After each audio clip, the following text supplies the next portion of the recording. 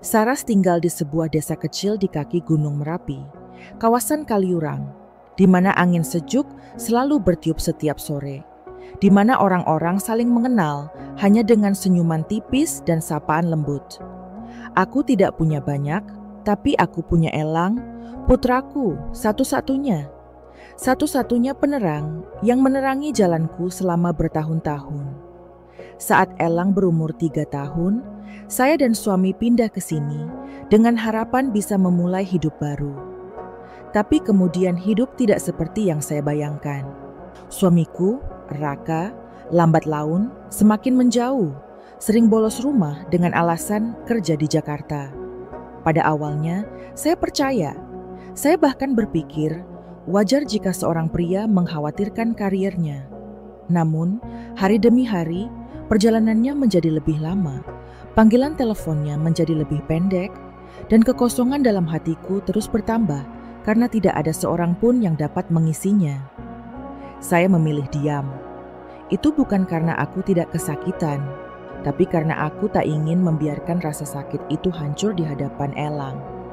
Aku tahu anak laki-laki itu melihat, dan saya juga tahu bahwa anak-anak merasakan hal-hal yang menurut orang dewasa tersembunyi dengan baik. Jadi, saya berusaha bangun pagi setiap hari, menyiapkan sarapan untuk anak-anak saya, mengantar mereka ke sekolah, lalu pulang ke rumah untuk menerima pekerjaan menjahit dari tetangga saya. Mesin jahit lamaku adalah sahabatku. Suara gemeretaknya bergema setiap sore, bagaikan lagu pengantar tidur untuk menenangkan hatiku dari gejolak. Semakin tua Elang, semakin mirip dia dengan saya, pendiam, jeli, dan sangat bijaksana. Suatu ketika aku berumur 9 tahun, aku bertanya, "Bu, kenapa ibu tidak sedih ketika ayah pergi begitu lama?" Aku hanya tersenyum dan tidak menjawab. Namun sejak hari itu, saya perhatikan, Elang mulai melakukan banyak hal kecil, melipat pakaian, mencuci piring, dan setiap malam datang ke kamar saya untuk mengucapkan, "Selamat malam, Bu."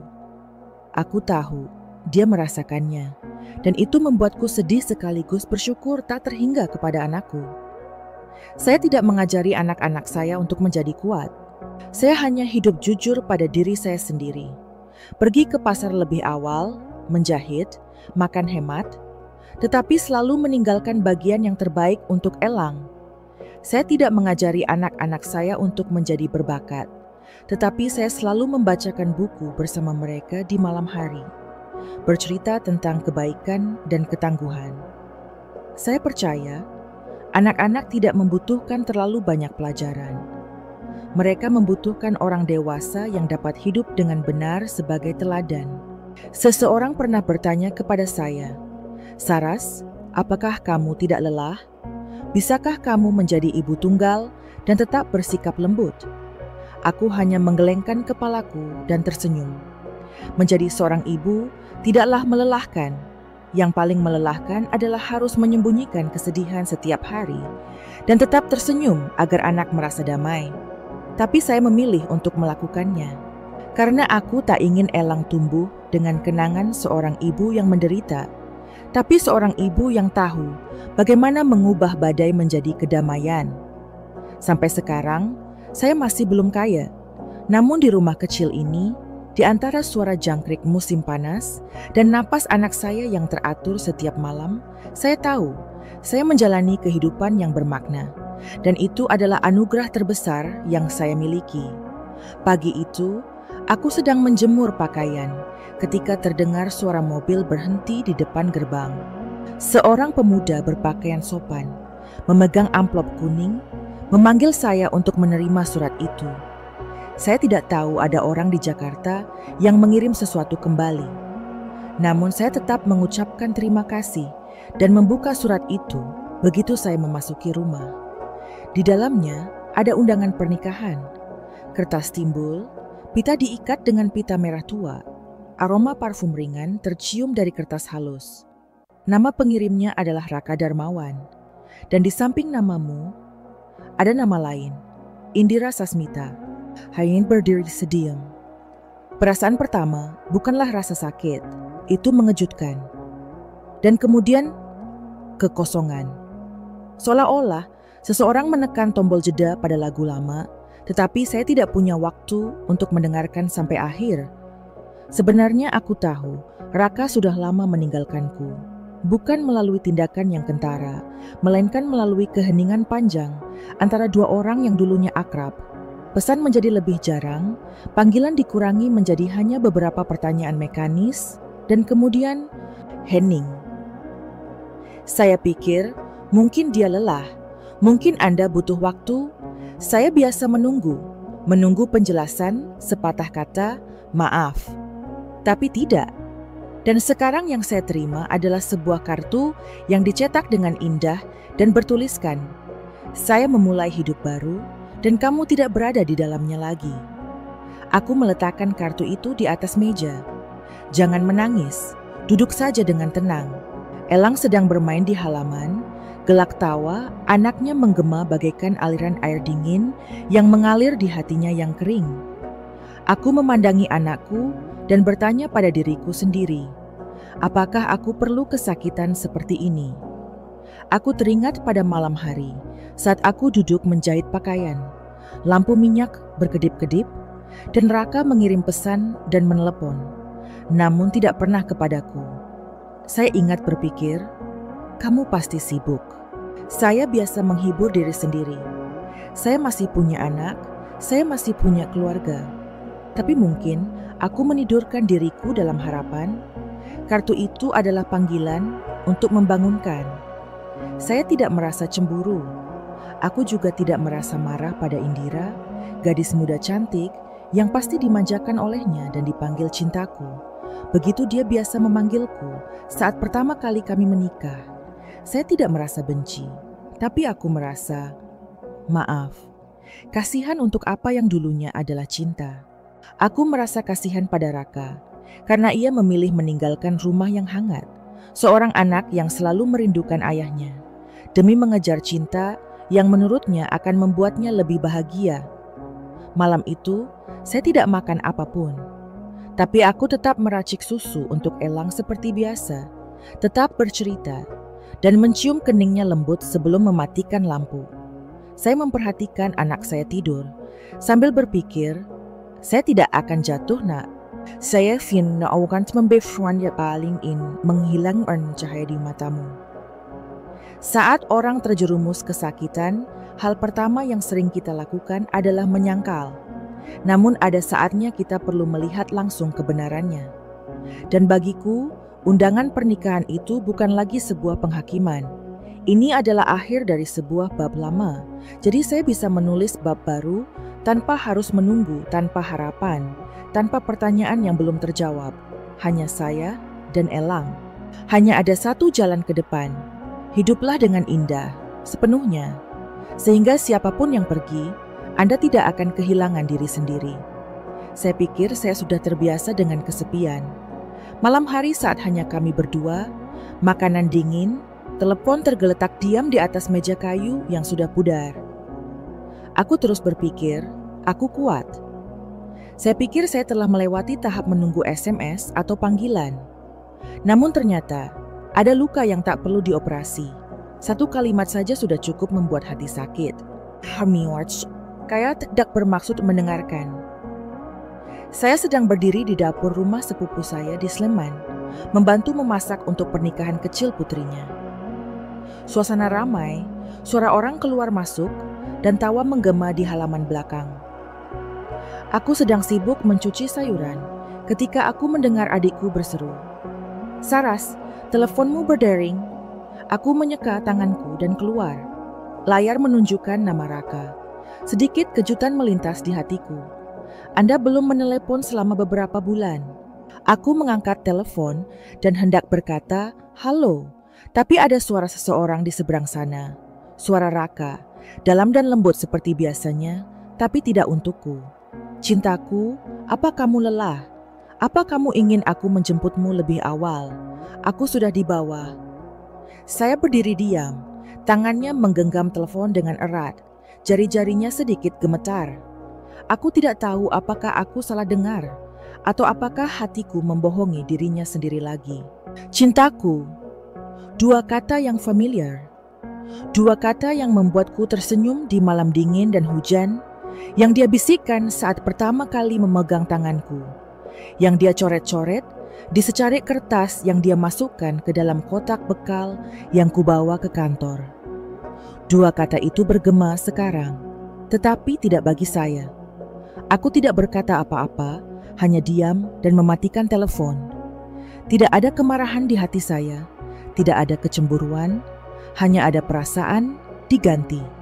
Ringan, seperti angin dingin yang menerpa lehermu, namun cukup membuat seluruh tubuhmu menggigil. Aku kembali ke dapur, melanjutkan memetik sayuran, mencuci piring, berpura-pura tidak terjadi apa-apa. Saya sudah terbiasa menelan emosi saya dan bersikap seolah-olah semuanya baik-baik saja. Namun pada malam hari, saat aku berjalan pulang sendirian, aku merasa hampa. Bukan karena Raka mencintai orang lain, tapi karena barang yang tadinya milikku, bukan milikku lagi. Aku ingat pertama kali dia memanggilku seperti itu. Pada suatu pagi di Malioboro, ketika seluruh kota masih mengantuk, dia memegang tanganku di tengah jalan dan berkata, "Cintaku, kamu kedinginan?" Aku tersipu, jantungku berdetak lebih cepat dari biasanya, dan berkata pada diriku sendiri, "Orang ini milikku selamanya." Tapi selamanya adalah sesuatu yang tidak bisa dipastikan oleh siapapun. Apalagi ketika suatu saat Anda menyadari bahwa nama mesra itu, nama yang dulunya membuat Anda merasa istimewa, kini menjadi kata manis yang ia ucapkan untuk orang lain. Dan Anda paham bahwa ada hal-hal yang dulunya unik, namun kini hanya tinggal kenangan yang tidak disebutkan namanya. Saya tidak menyalahkan Raka, karena mungkin suatu saat aku juga lupa bagaimana cara memelukmu. Kami tidak lagi ngobrol, tidak lagi perpandangan lama saat makan malam, tidak ada lagi pesan teks tak terduga di sela-sela jam kerja. Mungkin celah itu memberi ruang bagi orang lain untuk ikut campur. Namun yang kusesali bukanlah kehilanganmu, melainkan kehilangan hal suci yang kukira tak akan pernah berubah. Sesampainya di rumah, Elang sedang membaca buku di kamarnya. Melihat saya, anak itu berlari keluar. "Bu, kita harus makan apa malam ini?" Aku tersenyum, membelai rambut anakku dan berkata, "Makanlah makanan kesukaan ibu. Nasi putih dengan telur goreng dan sup bayam, oke?" Elang mengangguk, matanya bersinar, seolah itu adalah makanan terlezat di dunia.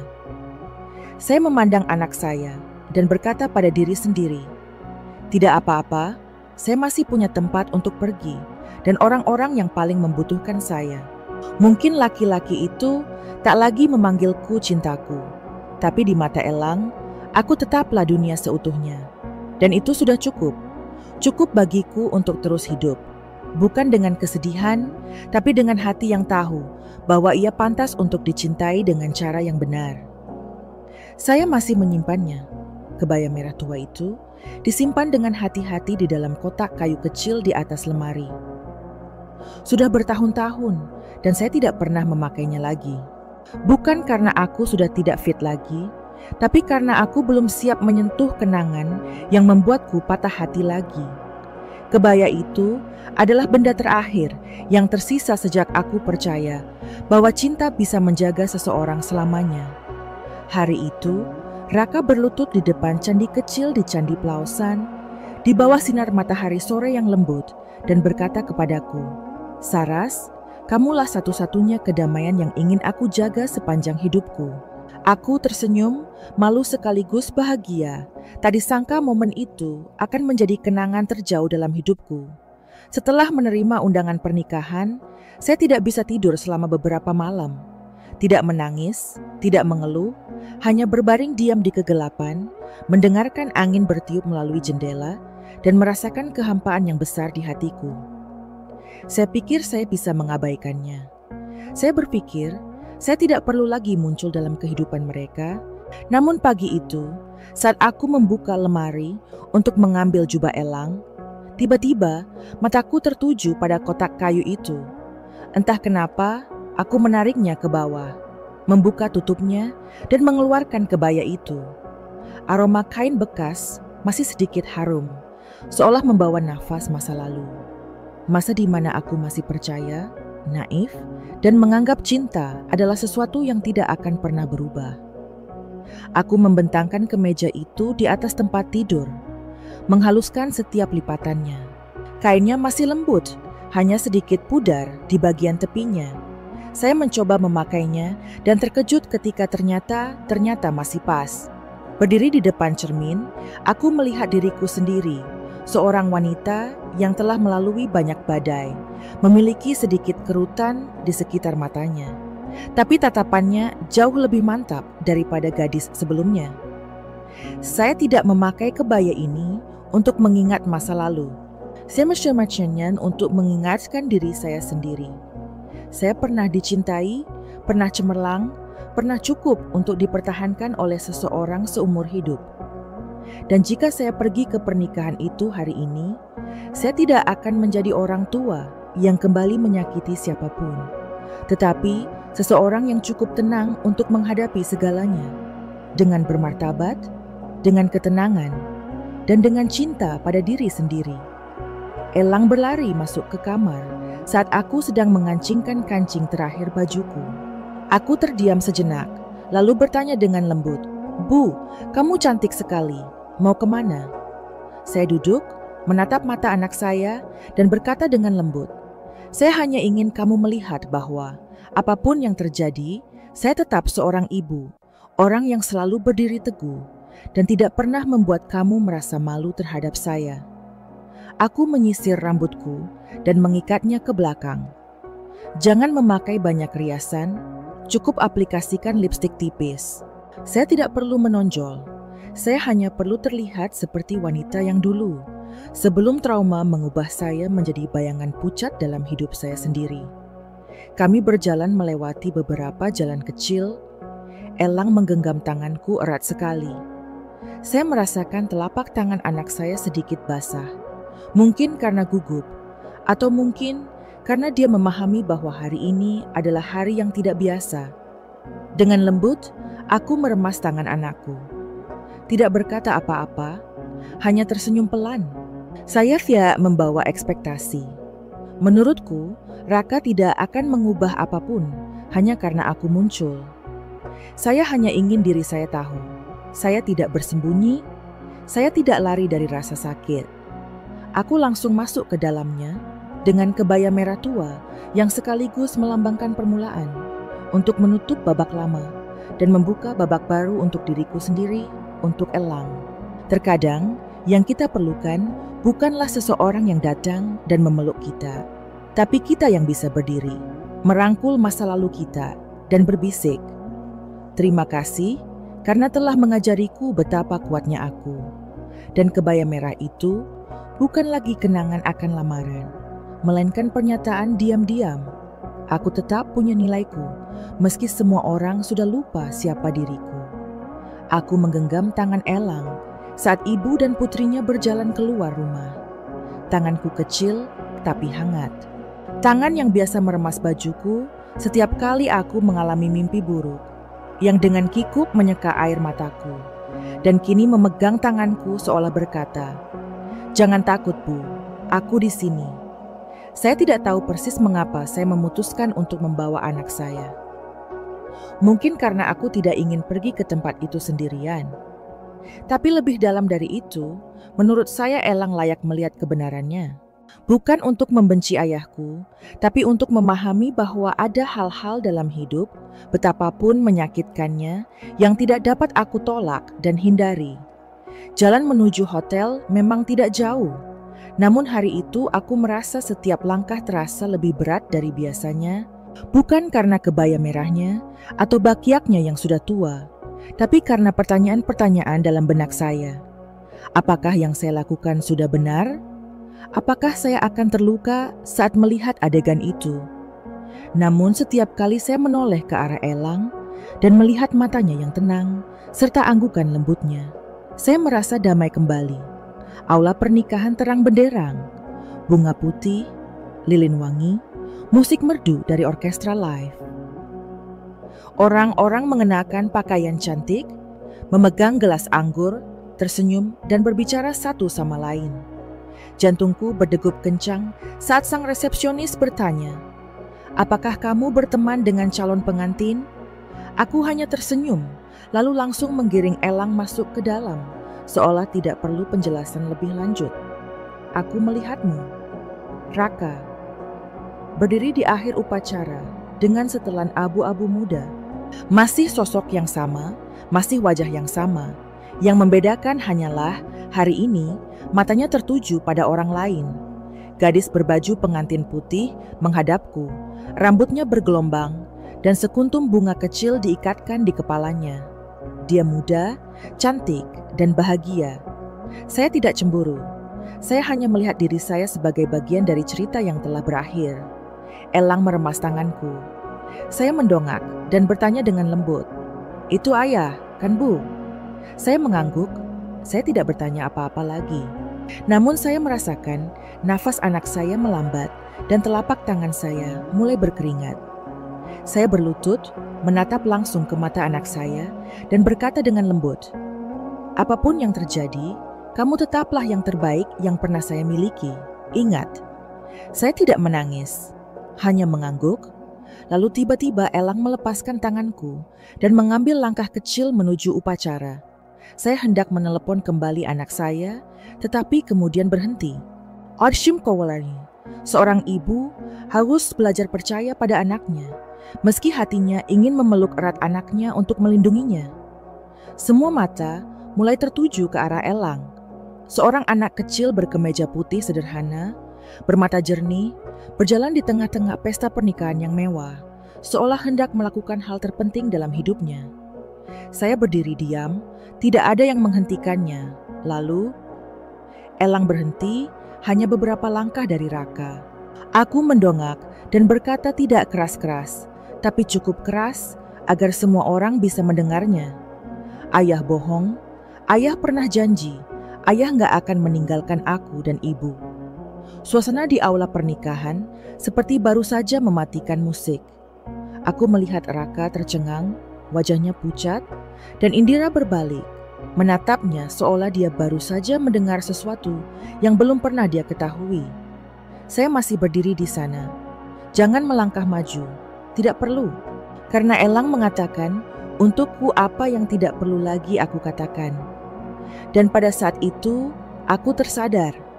Anakku yang pernah menangis karena merindukan ayahnya bertanya, "Kenapa ibu tidak sedih?" Hari ini berani berdiri, bukan untuk melindungiku, tapi untuk melindungi kebenaran di dalam hatinya. Saya bangga. Aku terluka, tapi aku bahagia. Karena mungkin sejak saat itu kita bukan lagi orang yang terlantar. Kitalah yang berani menghadapi dan berjalan dengan penuh keberanian. However, beberapa orang akan memuskarkan pergi ke Nexens untuk menimbulkan masalah. Bahwa aku adalah seorang wanita yang ditinggalkan, jadi aku kembali untuk menghancurkan kebahagiaan baru mantanku. Tapi tidak, saya tidak membawa amarah. Aku juga tidak membawa harapan, apapun Raka akan berubah pikiran. Saya datang hanya karena satu alasan. Untuk membiarkan dia melihat langsung apa yang telah hilang darinya. Saat Elang berdiri di depan Raka dan mengucapkan kata-kata yang membuat seluruh auditorium hening, aku hanya berdiri diam di belakang. Tidak ada satu langkah pun yang melangkah maju, tidak ada satu kata pun yang mencela. Mataku tidak mengandung kebencian, tapi hanya kesunyian seseorang yang pernah sangat mencintai, pernah terluka, dan kini cukup tenang untuk melihat semuanya dengan jelas. Aku melihat Raka gemetar. Matanya berkedip cepat, seolah mencoba memahami apa yang baru saja terjadi. Dengan canggung, ia membungkuk menatap Elang, putra kandungnya, yang selama bertahun-tahun tidak pernah mengajukan pertanyaan yang pantas. Aku tidak perlu Raka berlutut dan meminta maaf. Saya hanya ingin dia mendengar suaranya sendiri, melihat wajah kecil yang selalu menunggunya kembali setiap malam, dan merasakan apa yang hilang dari saya. Orang bisa melupakan sumpah, melupakan hari pernikahan, melupakan kenangan yang pernah menghiasi sepanjang hidup. Namun ada beberapa hal yang sekali hilang, tidak dapat ditemukan lagi seumur hidup Anda. Raka mempunyai kesempatan untuk memiliki rumah. Dia pernah memiliki istri yang tidak sempurna namun tulus. Dan seorang anak, meskipun masih kecil, selalu berharap untuk memanggil ayah 2 kali setiap malam sebelum tidur. Namun, dia memilih untuk pergi. Aku ingat hari-hari ketika Elang demam tinggi, aku duduk sepanjang malam di samping tempat tidur, tanganku di dahi anakku, hanya berharap ada yang memegang bahuku dan mengatakan sesuatu yang menenangkan. Saya ingat ketika beras menipis, saya berlari menjahit sepanjang hari, hanya agar punya cukup uang untuk membeli susu untuk anak-anak saya. Semua itu, Raka tidak mengetahuinya. Bukan karena dia tidak tahu, tapi karena dia tidak ingin tahu lagi. Dan hari ini, dia berdiri di tengah-tengah upacara pernikahan indah dalam hidupnya, diberitahu kebenarannya oleh anak yang telah dia lupakan. Tak perlu aku menyalahkan, tak perlu marah. Elang sendiri jawabannya paling lengkap dan jelas. Orang sering berpikir bahwa hal yang paling menyakitkan adalah ketika dikhianati. Namun bagi saya, hal yang paling menyakitkan adalah ketika saya dilupakan. Tentu, ketika seorang yang pernah berkata, "Aku tidak akan pernah meninggalkanmu sendirian." Kini tidak tahu bagaimana kamu hidup, bagaimana kamu membesarkan anak-anakmu, dan berjuang dengan kehidupan sehari-hari dengan tangan kurus itu. Aku tidak perlu merusak pernikahannya. Saya tidak perlu melakukan apapun. Selama Raka melihatku dalam balutan kebaya merah tua, bergandengan tangan dengan Elang, laki-laki bermata mirip dengannya, itu sudah cukup. Aku ingin Raka melihat bahwa wanita yang ditinggalkannya tidak hancur. Ia tetap berdiri tegak, masih hidup berkenan, tetap membesarkan anak-anaknya dengan baik. Dan hal paling berharga yang hilang darinya bukanlah sebuah pernikahan, melainkan kesempatan untuk tumbuh bersama anaknya. Menyaksikan momen-momen ketika anaknya belajar membaca, menulis, dan mencintai orang lain. Elang kembali ke sisiku. Aku membungkuk dan memeluk anakku erat-erat. Tak ada lagi air mata yang tersisa di mataku untuk ditumpahkan.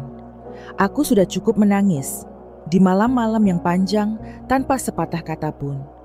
Di saat-saat aku diam-diam mengambil foto pernikahan, di setiap momen aku belajar bagaimana hidup tanpa seseorang yang pernah kupertimbangkan segalanya.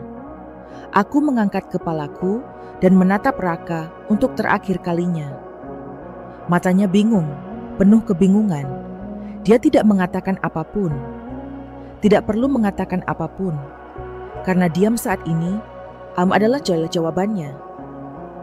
Aku berbalik dan berjalan keluar auditorium sambil masih memegang erat tangan Elang. Aku tidak berjalan dalam kepahitan, namun dalam ketenangan.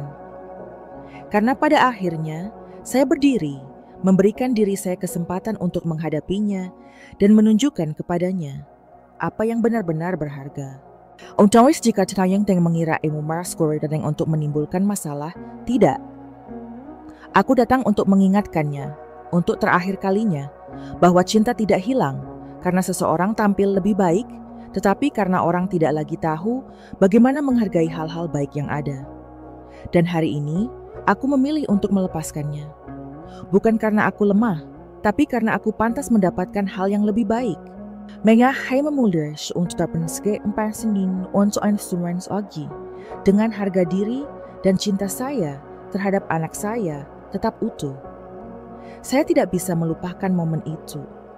Momen ketika suara seorang anak berusia 12 tahun, suara yang masih belum dewasa dan gemetar, membuat seluruh pesta pernikahan mewah menjadi sunyi, seolah waktu baru saja berhenti. Hari itu, aku menggandeng tangan Elang dan berjalan menuju ruang pernikahan.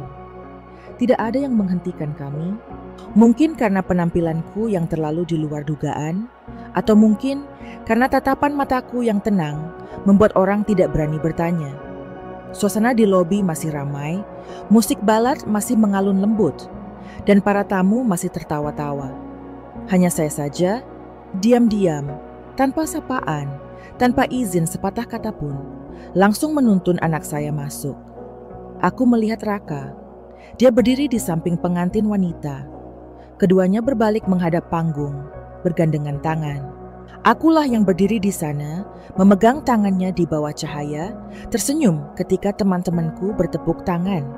Perasaan itu terulang kembali, namun kali ini saya berdiri dari posisi yang berbeda. Bukan dari posisi yang diberkati, namun dari posisi yang telah dilupakan.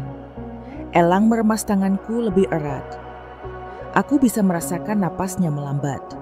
Telapak tangannya berkeringat. Aku membungkuk, berniat berbisik, "Kamu tidak perlu berbuat apa-apa." Namun sebelum aku sempat berkata apa-apa, Elang melepaskan tanganku. Saya melangkah ke tengah lorong dengan lembut namun tegas, seolah-olah saya telah mempersiapkan hal ini sejak lama. Saya berdiri diam. Jantungku berdesbar kencang, bukan karena takut, tapi karena cinta.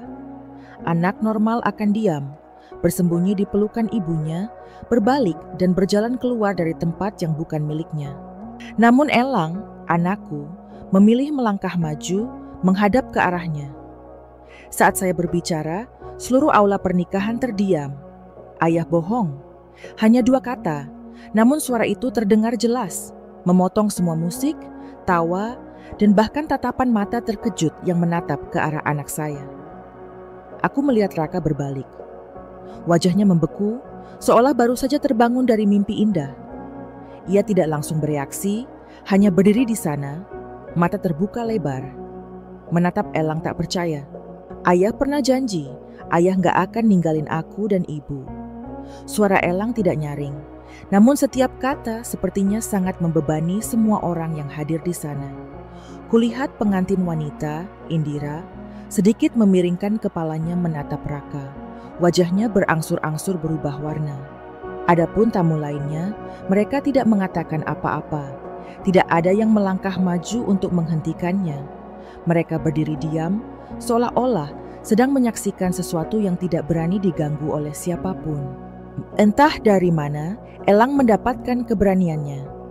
Dia baru berusia 12 tahun. Namun di mata anak saya saat itu, saya melihat kedewasaan melebihi usianya. Elang tidak berkata apa-apa lagi. Anak itu berdiri diam sejenak, lalu berbalik ke arahku. Dan ketika dia kembali untuk memegang tanganku, dia berbisik, "Aku hanya ingin kamu tahu." Aku memeluk anakku dengan erat. Semua yang ada dalam diriku hancur. Bukan karena malu, bukan karena sombong, tapi karena hati seorang ibu yang baru saja menyaksikan anaknya melangkah dan mengatakan apa yang seharusnya menjadi orang dewasa yang angkat bicara sejak awal. Dulu aku takut Elang tumbuh besar dengan luka, tapi kamu adalah orang yang paling berani. Tidak ada keluhan, tidak ada teriakan, tidak ada kritik, hanya sebuah pengingat, sederhana namun mendalam. Ayah sudah berjanji, dan ayah tidak menepatinya. Aku melihat ke arah Raka. Matanya masih belum meninggalkan kita. Saya tidak tahu apa yang dia pikirkan di dalam hatinya. Tapi yang aku tahu pasti adalah, saat itu, semua yang dia coba lupakan, coba tutupi, ditarik kembali oleh suara anak yang dia rindukan. Aku dan Elang keluar dari aula pernikahan tanpa ada yang menghentikan kami. Tidak ada salam, tidak ada tatapan kasihan. Yang ada hanyalah keheningan berkepanjangan, seolah semua orang baru saja terbangun dari mimpi indah namun palsu. Om Salam Perhashmadat Pulcing, Jansen, Elang diam saja. Dia masih memegang tanganku sambil memandang keluar jendela bus. Saya dengan lembut membelai rambut anak saya dan berbisik, "Kamu baru saja melakukan sesuatu yang sangat berani." Elang berbalik menatapku, matanya merah, tapi tetap tersenyum.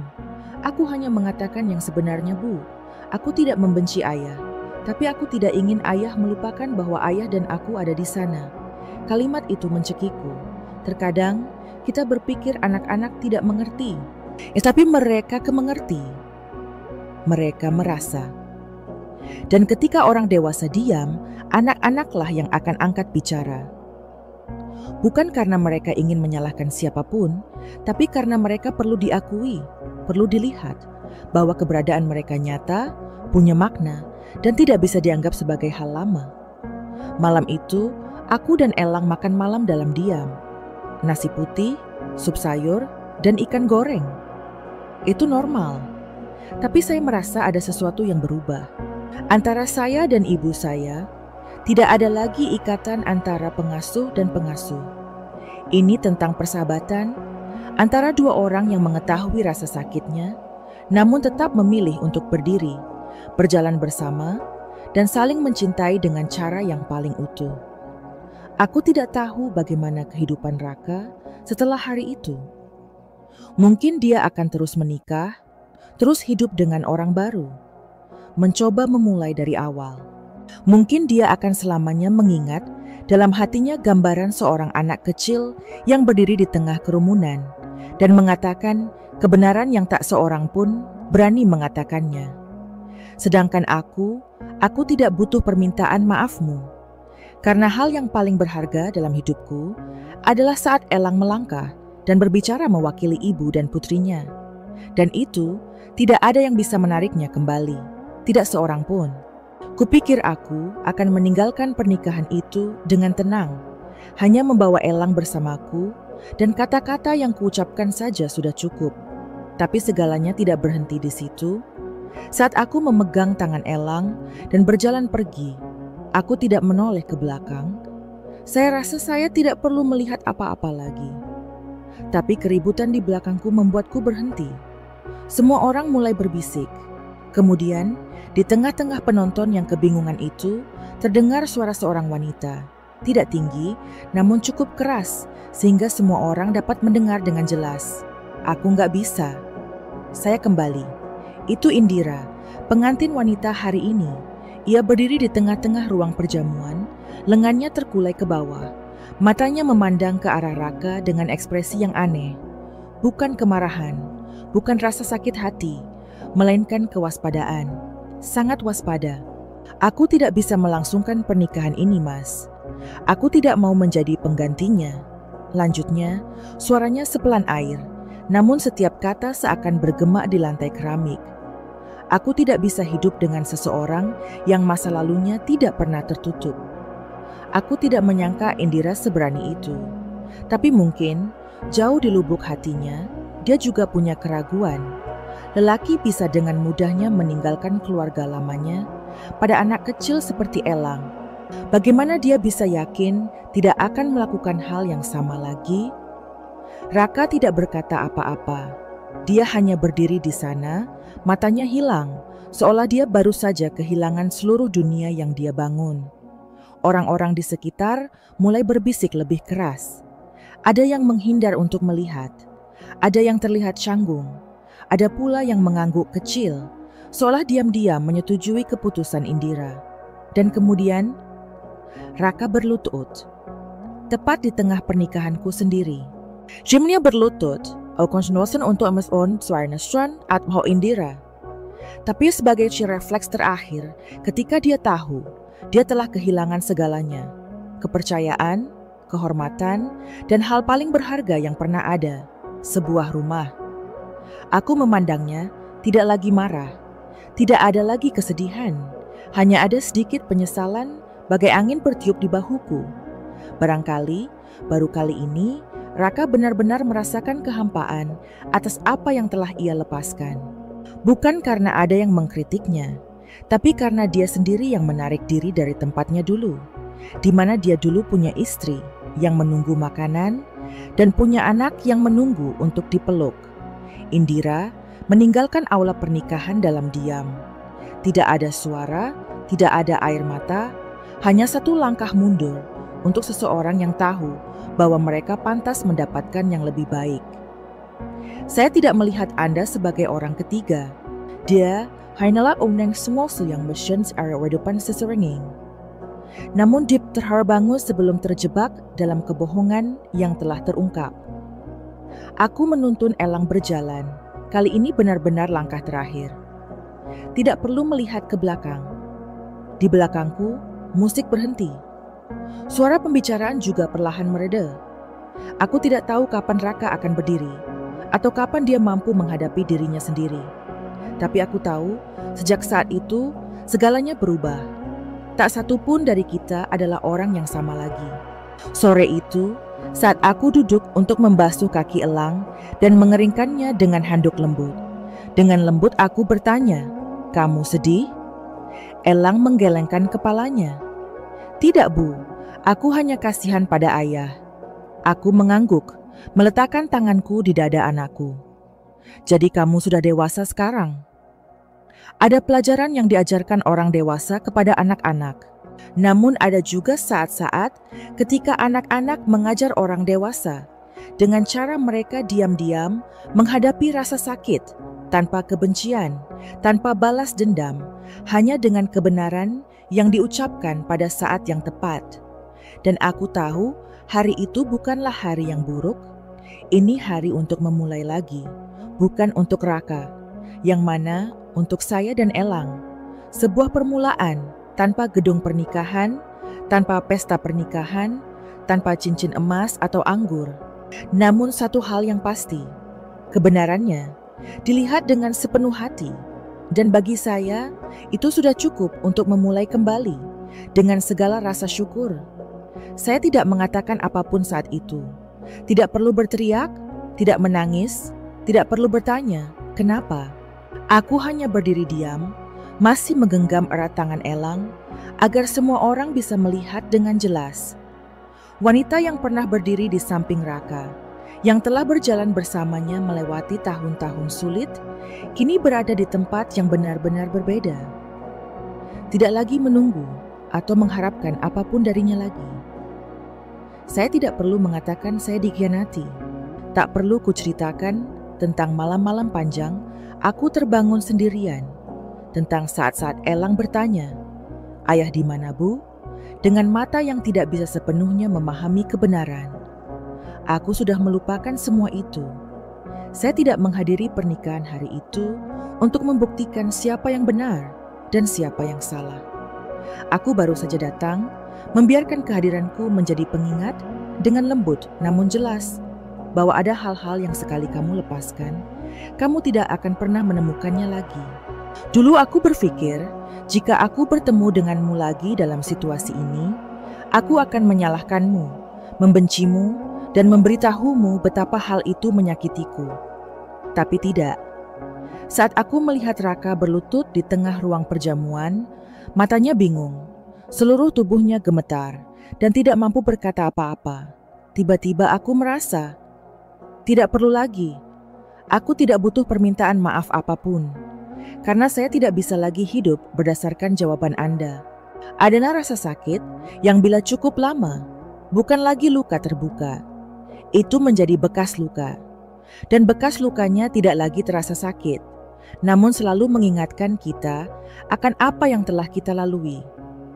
Aku melewati hari-hari membesarkan anakku sendirian. Sore hari yang hujan, di mana aku masih harus pergi ke pasar untuk membeli pakaian. Pagi hari saat Elang demam, dan aku harus memasak bubur dan menghibur anakku dengan nyanyian yang gemetar. Kung dan semkreng, saya berdiri sadaan pade. Tidak perlu menangis, tidak perlu menjelaskan. Keheningan itulah yang menjadi jawaban paling mendalam bagi semua. Saya membiarkan semua orang melihat. Inilah wanita yang dia janjikan untuk dicintai selama sisa hidupnya. Wanita yang sangat percaya pada cinta, sehingga dia bersedia mengesampingkan mimpinya dan menerima hidup sederhana selama dia dan anak-anaknya berada di sisinya. Dan ini juga orang yang dia tinggalkan, dengan dingin dan diam-diam. Aku tidak menyalahkan Raka, karena mencintai orang lain. Mencintai seseorang adalah hak setiap orang. Namun saya kasihan pada Anda, karena dalam pencarian Anda akan sesuatu yang baru. Anda telah melupakan nilai dari hal-hal lama yang dulunya adalah segalanya. Ia cuma pilih merelakan sebuah rumah. Bukan sekadar rumah beratap genteng, melainkan tempat di mana ada tawa anak-anak, makanan sederhana namun hangat, dan seorang istri yang selalu memandangnya dengan tatapan penuh percaya. Meski terkadang ia begitu lelah hingga tak punya tenaga lagi. Aku tidak di sana lagi. Wanita yang berdiri di hadapannya hari ini dengan kebaya tua berwarna merah tua bukan lagi mantan istri yang setiap malam menunggu SMS. Saya seorang ibu. Sebagai seorang wanita, dia berjalan melewati badai tanpa ada yang menggendongnya. Dan saya bangga akan hal itu. Ada kalanya aku berpikir, kalau saja aku berusaha lebih keras, berkata lebih banyak, mempertahankannya. Tapi sekarang saya mengerti, beberapa orang tidak pergi karena kami tidak cukup baik. Namun karena mereka tidak berani bertahan saat cinta membutuhkan kesabaran, berbagi dan tanggung jawab. Aku berbalik dan berjalan bersama Elang, tanpa penyesalan, tanpa menoleh ke belakang. Di belakangku ada seluruh upacara yang baru saja runtuh, mata orang-orang yang mulai mengerti bahwa ada pilihan salah yang tidak bisa dikembalikan. Namun, ada satu hal yang pasti dalam hatiku. Aku tidak lagi membutuhkan dia untuk memastikan siapa diriku. Saya tahu siapa saya. Saya Ibu Elang. Seseorang yang telah melewati rasa sakit dan masih mempertahankan hati yang lembut. Menjadi seseorang yang tidak perlu menimbulkan masalah sudah cukup untuk menunjukkan kepada semua orang bahwa aku bukanlah seseorang yang pantas untuk ditinggalkan. Dan itu sendiri adalah sebuah kemenangan.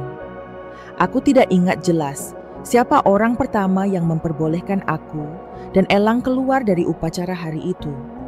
Ingat saja, saat aku memegang tangan anakku dan berjalan, langkah di belakangku terhenti semua.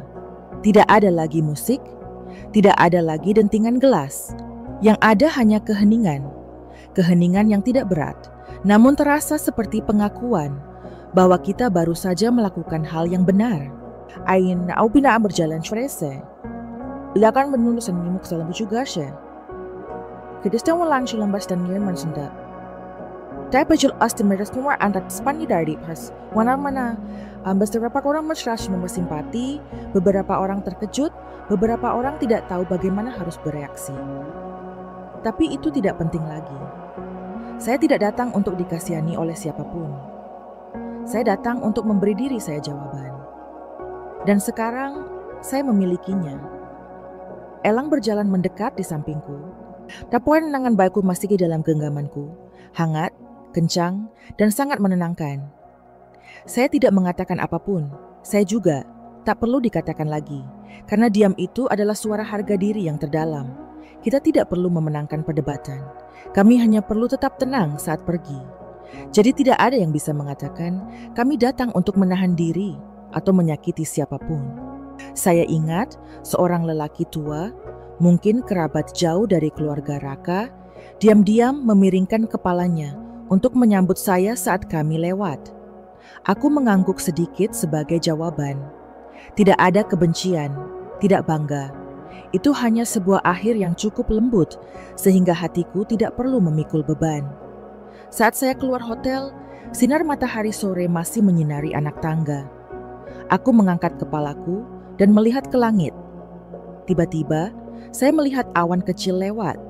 Saya pernah mendengar seseorang berkata, awan melayang tanpa berbalik, dan saya berpikir, mungkin saya juga sama hari ini.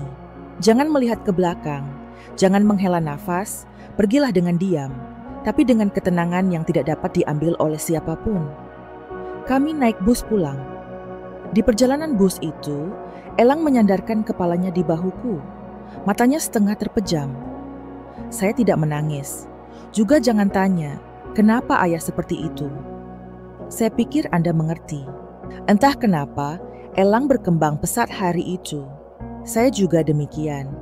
Ada kebenaran menyakitkan yang tidak perlu dianalisis. Rasakan saja, lalu lanjutkan. Malam itu, saya memasak makanan sederhana. Sup bayam, ikan goreng, telur goreng, dan sepiring tahu rebus.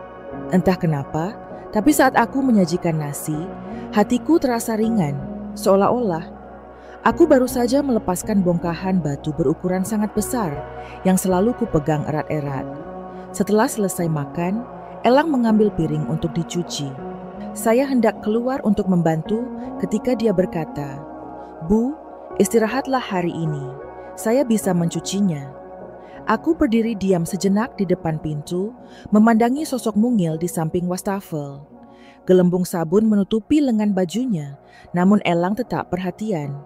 Saya tahu, saya tidak hanya memiliki anak yang baik, tapi saya punya teman kecil, tapi dengan hati yang cukup besar untuk memahami bahwa ibu saya telah melalui banyak trauma, dan sekarang saatnya dia beristirahat. Saya itu tidak tahu apa yang terjadi di masa depan.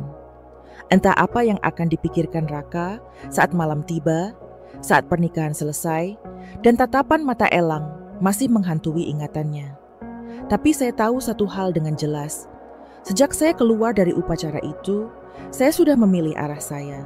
Bukan untuk mencari seseorang lagi, tapi untuk menuju ke arah diriku, menuju kehidupan yang ingin kujalani, menuju Elang, di mana cukup cinta, tak perlu ribut tapi selalu ikhlas. Dan kamar seseorang birunyat. Apa yang membuat wanita menjadi yang terkuat? Jawabannya tidak terletak pada seberapa banyak yang dia lakukan, seberapa besar dia bertahan, atau bagaimana dia merespons. Itu saja. Dia bisa berdiri, berjalan dengan tenang, menggendong anak yang paling dia sayangi, dan tidak ada yang perlu mengawasinya. Ketahuilah sendiri, Anda bukan lagi orang yang tertinggal. Saya telah memilih langkah berikutnya, dan saya melakukannya dengan berani. Hai sulai pelagunan di tempat uang sebenarnya, sering ada lagi yang tersisa. Setelah pernikahan hari itu, aku tidak pingsan, tapi aku juga tidak terlalu kuat seperti yang orang-orang katakan di buku. Saya hanya terus hidup. Bernapaslah dengan teratur, bangun pagi, memasak, rawat anak-anak, lalu pilih jalan untuk diri Anda sendiri. Sangat kecil, cocok untuk tangan ini. Saya memilih mudir.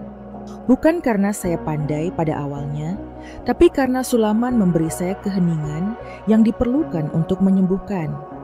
Ini adalah pekerjaan yang mudah dan tidak merepotkan serta membutuhkan kesabaran. Dan saya memiliki banyak hal tersebut setelah bertahun-tahun hidup dalam keheningan dan penantian. Saya mulai dengan beberapa contoh kain kecil, meminjam bingkai Sulaman tua dari tetangga.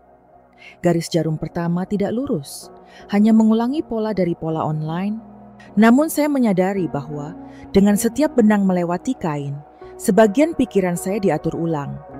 Suatu hari aku menyulam sampai larut malam, Elang sudah tertidur, lampu meja masih menyala, dan aku masih sibuk. Bukan karena tekanan pekerjaan, tapi karena saat itulah saya merasa paling tenang. Lambat laun, warga sekitar mulai meminta saya menyulam sapu tangan, sarung bantal, gaun pengantin, bahkan ada yang meminta saya menyulam nama bayi di selimut bayi baru lahir. Senimnya saya yang melakukan satu soal pada satu waktu, tanpa tergesa-gesa, tanpa mengeluh. Untuk setiap produk jadi, saya dengan hati-hati membungkusnya dengan koran dan mengikatnya dengan tali yang indah. Seolah-olah itu bukan hanya barang yang saya buat, tetapi bagian dari hati saya yang saya masukkan ke dalamnya. Uang yang didapat tidak banyak, tapi cukup. Cukup untuk membeli buku untuk Elang, cukup untuk memasak makanan hangat tiap malam. Makanan sederhana, seperti sup sayur, scampi rebus, atau telur kukus dan daging. Tapi aku dan ibuku selalu makan bersama, banyak ngobrol, dan banyak tertawa. Suatu hari Elang berkata, "Ibu adalah koki terbaik di dunia." Saya berpura-pura memutar mata. Apakah Anda yakin ada begitu banyak koki bintang 5 di luar sana? Saya terkikik, tapi saya hanya perlu ibu memasak untuk saya.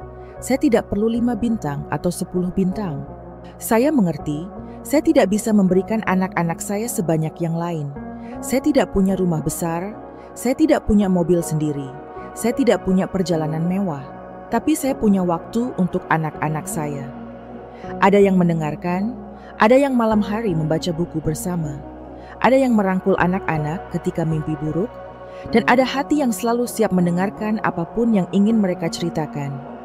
Berkat Sulaman, saya mulai terhubung kembali dengan diri saya sendiri. Dan saya siempre non ada sesuatu dalam setiap detail kecil. Sekuntum bunga dengan warna yang tepat, sederet huruf yang disulam dengan rapi, atau sekadar sentuhan kain lembut di bawah tangan saya. Saya melihat diri saya bukan lagi sebagai wanita yang ditinggalkan, namun sebagai seseorang yang membangun kembali kehidupannya dengan tangannya sendiri. Bukan untuk membuktikan pada siapapun, tapi untuk melihat bahwa dirimu masih berharga, masih mampu mencintai, peduli, dan mempercantik dunia dengan caramu sendiri. Suatu ketika, seorang pelanggan meminta saya untuk menyulam syal pernikahan untuk putrinya yang akan menikah.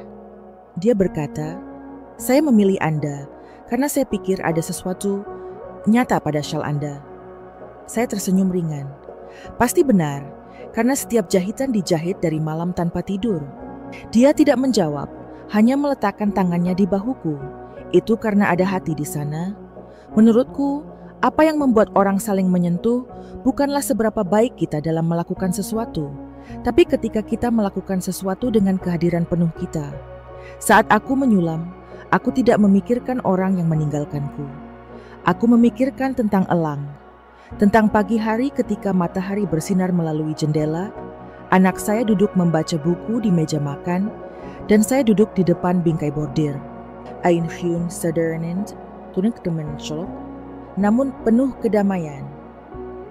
Aku masih belum tahu apa yang akan terjadi besok.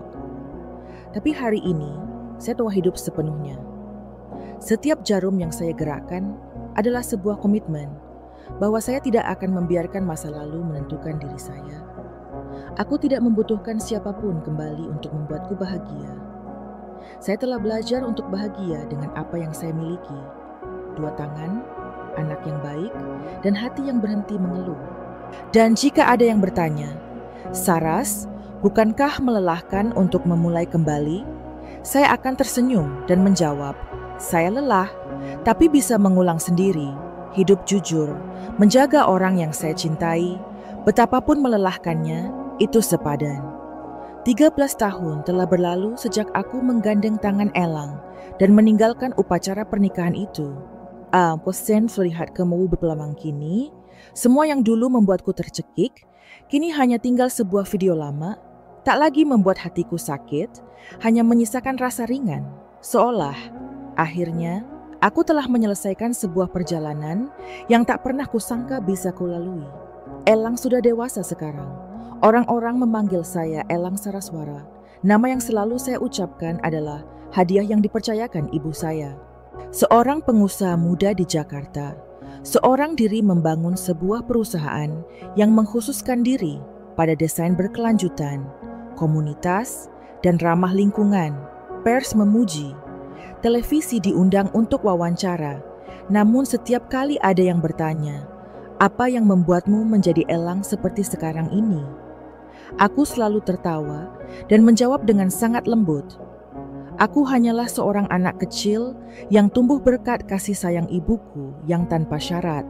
Aku ingat betul kapan terakhir kali Elang pulang ke Kaliurang dengan mengenakan kemeja putih dan celana jeans sederhana, masih berpenampilan sama seperti saat ia masih kecil, berjalan ke dapur, membuka rice cooker, menghirup seperti kebiasaan. Ibu masih memasak dengan bau nasi yang sama. Tidak ada restoran di Jakarta yang bisa membuatkan makanan yang dimasak ibuku. Aku tersenyum, mengangkat tanganku untuk mengambil sayuran. Hatiku dipenuhi kedamaian. Ternyata, sejauh apapun saya melangkah, di tengah segala kebisingan dan keriuhan, saya masih ingat bau masakan rumahan. Kesuksesan tidak mengubah Anda secara dingin atau jauh. Sebaliknya, Elang selalu rendah hati, tahu cara mendengarkan, dan sangat emosional. Saya percaya, sebagian karena dia tumbuh dari tempat di mana cinta tidak datang dengan syarat dan pengampunan tidak identik dengan kelemahan. Putra saya pernah menceritakan sesuatu yang menyentuh hati saya selama beberapa hari setelahnya. Hari itu, ibu dan anak duduk di teras. Saya sedang memperbaiki baju, dan anak saya sedang meninjau dokumen persiapan penandatanganan dengan mitra Jepang. Tiba-tiba, aku meletakkan dokumen-dokumen itu, berbalik dan berkata, "Ibu tahu, aku sukses bukan karena aku baik." Saya tidak menjawab apapun. Ulurkan saja dan genggamlah tangan anak saya. Tangan besar dan hangat yang dulunya kecil di tangan saya pada hari-hari ketika saya pergi ke pasar, pergi ke sekolah, dan pergi ke rumah sakit. Kini, tangan itu membangun dunianya sendiri, bukan hanya untuk dirinya sendiri, tapi juga untuk orang-orang di sekitarnya. Elang pernah mengadakan sharing session dengan mahasiswa dengan topik membangun diri dari trauma. Saya berbicara tentang masa lalu, bukan menghindarinya, tapi aku mengatakannya dengan tatapan lembut, dengan suara tanpa rasa dendam. Saya berbicara tentang ayah saya, bukan dengan nada menuduh, tetapi dengan pengertian. Ayah saya memilih jalan yang berbeda, sedangkan saya memilih untuk tinggal bersama ibu saya, di mana saya belajar bagaimana pengampunan adalah hadiah pertama dan terutama bagi diri saya sendiri. Banyak orang datang menemui saya sesudahnya. Mereka bertanya, bagaimana cara Anda mendidik anak Anda agar ia dapat hidup seperti itu? Saya tidak tahu bagaimana menjawab dengan benar, tapi menurut saya tidak mengajari Elang dengan teori atau filsafat. Saya hanya tetap setia pada apa yang saya yakini benar, bersabar, bersikap baik, dan tidak membiarkan masa lalu menentukan masa depan. Dan mungkin itulah pelajaran terbesar yang diterima anak-anak saya secara alami. Kini, setiap Elang mengirimkan uang kembali, saya masih hanya mengambil sebagian yang cukup untuk dipakai, sisanya saya simpan terpisah, lalu saya tuliskan setiap jumlahnya di buku catatan kecil.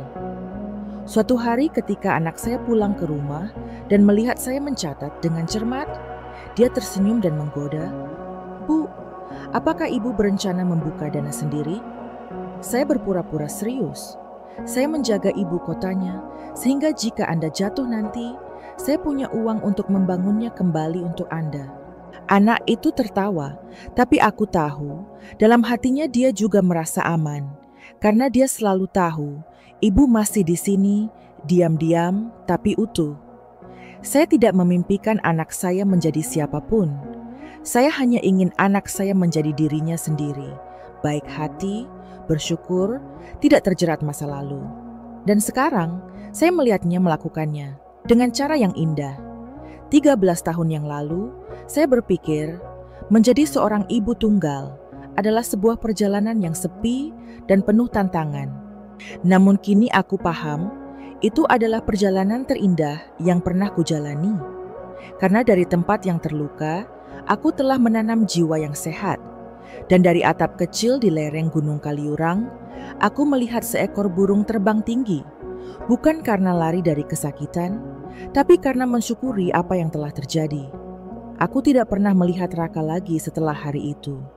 Tidak ada surat, tidak ada panggilan, tidak ada pesan. Sebenarnya aku juga tidak menunggu. Semua yang belum dikatakan Moye. Aku katakan dalam diam. Yang perlu ia lihat di mata Elang hari itu, yang berdiri di tengah-tengah upacara pernikahan. Tatapan seorang anak kecil yang tidak mengeluh, namun juga tidak menginginkan apapun lagi. Saya hanya mendengar dari beberapa orang di desa bahwa setelah pernikahan dibatalkan hari itu, Raka menghabiskan waktu lama tanpa keluar rumah. Pekerjaan juga secara bertahap menjadi kurang stabil. Kontraknya putus, partnernya mengundurkan diri. Kata orang, masih punya uang, tapi tak punya arah. Sendirian di sebuah apartemen di sudut Jalan Jakarta, hidup dengan tenang dan nyaris menghilang dari pertemuan-pertemuan dan acara-acara seru yang biasa ia tampilkan dengan penuh percaya diri. Suatu ketika, seorang teman lama secara tidak sengaja bertemu dengannya di sebuah pompa bensin. Mereka mengatakan bahwa Raka terlihat sangat berbeda, lebih tua, lebih pendiam, dan matanya selalu memandang jauh, seolah mencari sesuatu yang telah lama hilang. Temannya bertanya, "Apakah kamu baik-baik saja?" Raka hanya mengangguk, lalu menjawab dengan lembut, "Aku baik-baik saja, tapi ada beberapa hal yang sekali dilepaskan, tidak akan pernah ada kesempatan kedua." Mendengar itu, aku hanya mengangguk. Aku tidak senang mendengarmu menderita, tapi aku tidak sedih lagi. Karena pada titik ini, saya mengerti. Ada rasa sakit yang tidak harus dibayar dengan kebencian, tapi dengan ketenangan hati. Dan ketenangan terkadang datang terlambat, namun tetap datang. Raka pernah berpikir ia telah memilih jalan baru yang lebih cerah dan tidak terlalu memberatkan. Tapi mungkin dia tidak menyangka bahwa apa yang dia lepaskan adalah hal paling nyata yang pernah dimiliki hidupnya. Seorang istri yang tidak sempurna namun tulus, seorang anak yang selalu menunggunya di depan pintu setiap malam, dan sebuah rumah kecil namun penuh kasih sayang. Aku tidak menyalahkanmu atas pilihanmu, karena hidup adalah serangkaian liku-liku. Setiap orang berhak untuk pergi ke arah yang mereka anggap benar. Hanya saja ya, tidak semua orang bersedia membayar harga atas jalan yang dipilihnya. Dan terkadang, harga yang harus dibayar bukanlah uang atau reputasi, melainkan kekosongan ketika tidak ada seorang pun yang tersisa untuk mendengarkan permintaan maaf tersebut. Aku tahu Raka pernah menemukan Elang. Saat itu, saya sudah dewasa, sibuk dengan pekerjaan, namun tetap menjaga sikap tenang. Elang menyambutnya, mempersilakannya duduk, namun menjaga jarak dengan sangat lembut dan jelas. Sejak tidak kekedinginan. Tidak kepada lagi yang berlalu diulangi. Saat Raka meminta maaf, Elang hanya tersenyum. Aku tidak marah pada ayah. Aku hanya minta maaf karena ayah tidak hadir di tahun-tahun terbaikku. Aku tidak tahu bagaimana reaksi Raka. Elang tidak menceritakan lebih lanjut. Tapi saya yakin pernyataan itu sudah cukup bagi Anda. Cukup memahami bahwa pintu itu ada, begitu Anda menutupnya sendiri. Jangan berharap orang lain akan membukanya lagi. Sekarang Heimerdinger sendiri di rumah kecil itu masih bangun pagi untuk membuat teh, menyulam handuk, menyiram tanaman, dan pergi ke pasar. Hidup tidak berisik, tapi aku merasa montok. Saya tidak lagi takut kesepian lagi, karena aku mengerti kesepian bukanlah saat tidak ada orang di sekitar, tapi saat kita tidak punya apa-apa lagi untuk dipercaya di dalam hati. Saya memilih untuk hidup bermartabat. Jangan menahan siapapun. Jangan mengejar siapapun. Genius Fiorkan kayak sesakit mengubahmu menjadi orang yang pahit. Aku tidak pernah mengajari Elang untuk kuat membalas dendam. Aku mengajarinya untuk hidup agar dia tidak perlu menundukkan kepala saat menoleh ke belakang. Kebahagiaan bagi saya bukanlah tentang mempertahankan seseorang di sana. Ini tentang menjaga diri Anda sendiri dalam setiap pilihan, bahkan dalam kesulitan, dan terutama pada hari-hari ketika tampaknya mustahil untuk maju. Untuk waktu yang lama, saya berpikir bahwa menjaga seseorang tetap di sana adalah satu-satunya cara untuk tetap bahagia. Saya telah berusaha sangat keras. Berusahalah agar keluarga tidak berantakan. Berusahalah melakukan segala sesuatunya dengan benar. Sabar, lemah lembut. Meski hati penuh luka.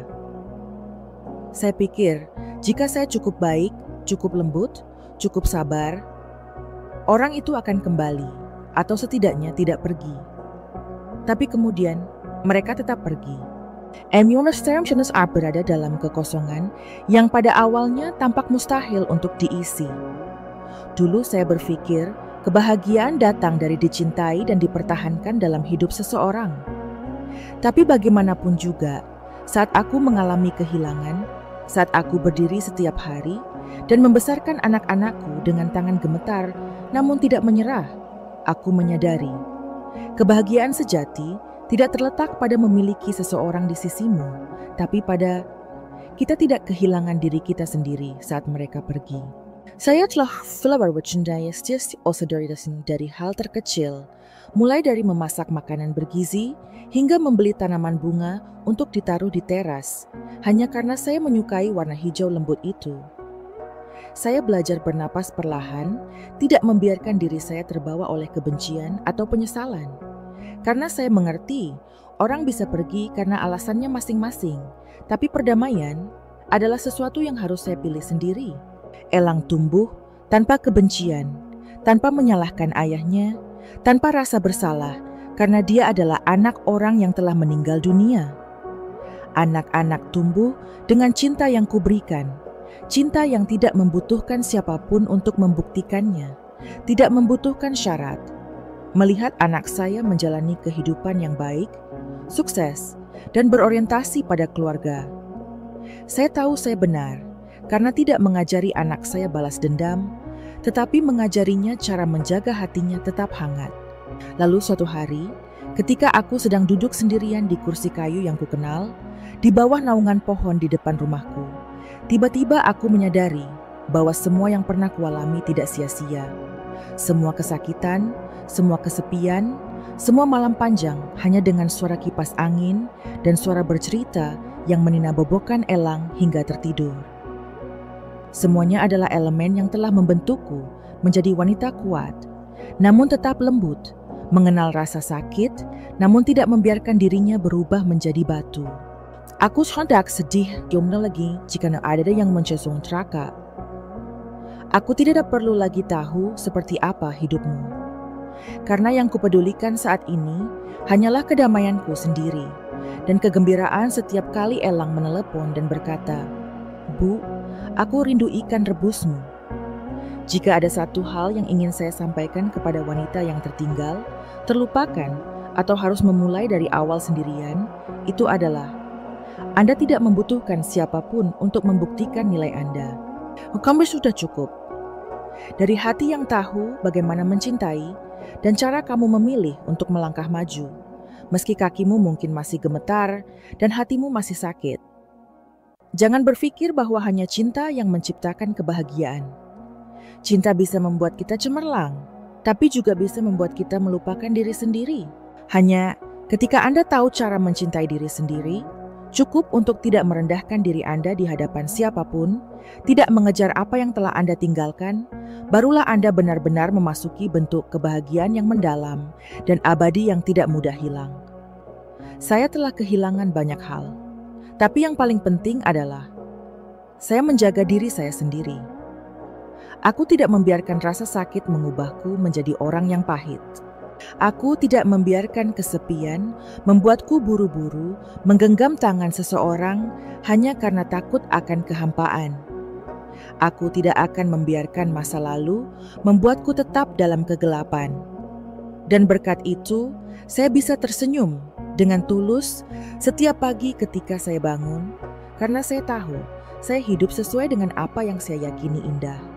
Umastro mungkin akan mengalami hari-hari ketika tidak ada orang di sekitar.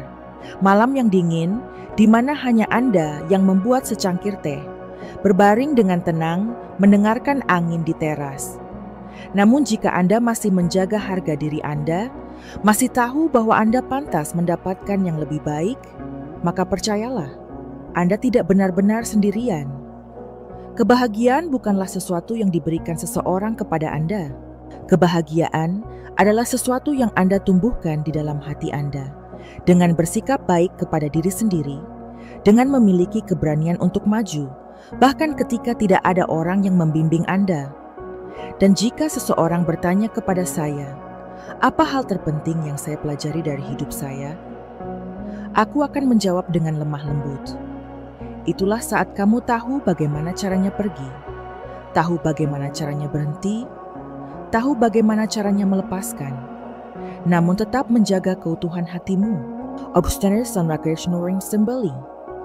Hanya saya Anda dapat tersenyum dan hidup dengan tenang, karena Anda tidak kehilangan diri sendiri, dan itu sudah cukup.